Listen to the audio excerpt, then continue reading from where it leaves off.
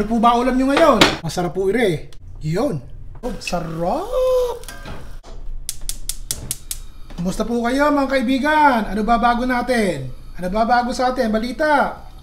Oh, papulahin po muna natin itong ating karning baboy ha. Liempo po ito, pasintabi sa mga seniors, mga kaibigan nating hindi kumakain ng baboy. Simple lang po itong paggawa natin ng ulam, kaya tinernuhan ko po ng ensalada. Panoorin niyo po ha. Ito po isang katamtamang laki ng labanos. Babalatan ko po at yayas-yasin natin ng maninipis. Hiwain po natin sa gitna. Kahit anong hiwa gusto nyo maayos, basta manipis lamang po. Ilagay po natin sa isang malukong. Yun. Kung gusto nyo ng mas manipis pa dyan kayo na po bahala. Pero pakiwari ko yung manipis na ire. Sa suka naman po, kayo na bahalang mag-isip kung anong suka ang gusto nyo. Ang ginagamit ko po yung apple cider. Pero pwede kayong gumamit ni yung ating regular na suka. Okay, buhos po natin yan. Lagyan po natin ng pamintang durog. Asin. Mainam po may sibuyas na maninipis din ang hiwa. 1/4 lang po nung malaking sibuyas ang ginamit ko ha. Idagdag na po natin sa labanos. O isang kamatis po lamang. Sama na po natin. Yun. 1 soy po ang isasama ko din at 1 soy po talaga ang dapat.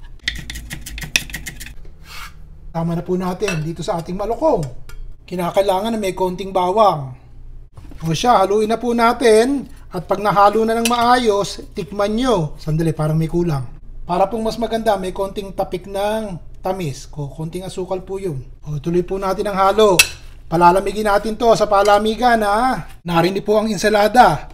Malamig na yan. Kumang-akma dito sa ulam iniluto natin Pampawala po ng suya. Yun. Sandali. Babalik-tarin ko na po ha. Lalagay ko na po yung ating sibuyas at bawang. Sa toyo naman bahala na po kayo. 4 na kutsarang toyo.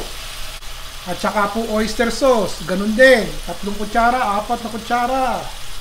Palambutin natin ha. 2 tasa po ito ng tubig. Lagyan ko po ng konting pamintang durog. Halo. Takip. At hayaan natin lumambot yung ating baboy. Pagkatapos po ng mga ilang minuto, tinanggal ko na po takip. Haluin natin sandali at hayaan nating matuyo yung konting sabaw. Titigil na po ako dito ha. At medyo malapot na yung sabaw. Nangalahati na yung tubig Sandali, tikman nyo muna. Ayos na. Kung gusto pong dagdagan ng toyo o oyster sauce, bahala po kayo. Lalagay ko po itong ating veggie bola-bola. Gulay po yun. Konting kikiam. Para may ibang lahok naman. Sige, halo. Kahit luto na po yung ating kikiam, veggie bola-bola, lutuin pa natin ng sandalit ng lumambot ng kaunti. I-adjust nyo po ang inyong apoy ng katamtaman na lamang. 1 minuto. Pagkatapos po ng 1 minuto, naku po, lalong lumapot yung sabaw. Lagyan nyo na po yung ating gulay. Ito po yung kangkong. Hugasan nyo na. Yan. Para may sustansya naman ng kaunti. Mura-mura kangkong. May baboy. Tsaka konting kikiam. O hindi po ba panalo yan? Medyo mura-mura yung gulay. Kahit medyo mahal yung ating ibang lahok bumawi naman tayo sa gulay. Basta may berde. Takpan po natin. Patayin nyo ng apoy at halyaan nyo ng malanta at maluto ng kaunti yung ating kangkong. O siya, patayin nyo na po yung apoy at ayos na ire. Ayos na ayos po ire Kasama na yung lahat.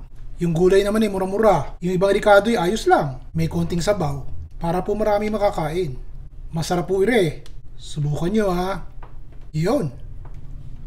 Nagustuhan nyo po ba? Ano masasabi nyo? Maglagay po kayo ng comment din sa dapat binabasa ko. Madalas na po akong sumagot kayo. Napapansin nyo ba? O bukas, iba naman po ulam natin. Yung mura, masarap, mabilis lutuin, tsaka masustansya. Yun ang gusto nyo, di po ba? Hanggang sa muli. Ron Bilara po.